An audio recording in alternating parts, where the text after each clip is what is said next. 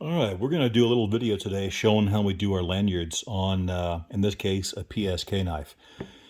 So this is one of my custom PSKs. Very shortly, these will all be mid-tech because, quite frankly, the profit margin just is not there to spend the time and effort that it takes to get this to my standards when I'm doing all the work myself. There's just not enough of me to go around, guys. So the good news is, and don't worry, this is just some lubricant we put on here. The finish isn't marred up to help it go in and out of the Kydex sheath and get broken in. So the good news is that will open up a lot more as far as quantity, and we'll be able to get more of these out there because this really is a good knife. And I'll show you a few little extra features here in just a second. I get a sip of coffee.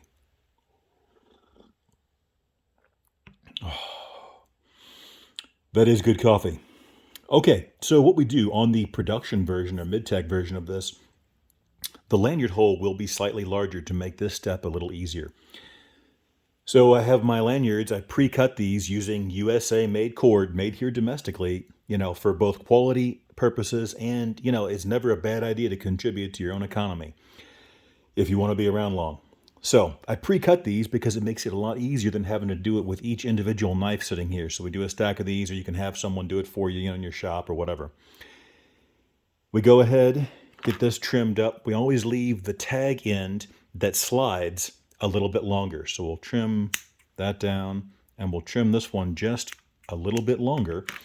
That way you know which one to pull if you ever want to adjust this yourself. I try and make as many of these parts user serviceable and adjustable as possible. Next step, after we have this done, we go ahead and get our little torch. And all you got to do is kiss it right there. Boom. And now you have your lanyard ends. They're not going to unravel on you. Going to look nice and neat and clean. Okay, whenever that cools down, there we go. All we do is take this and slide it in there.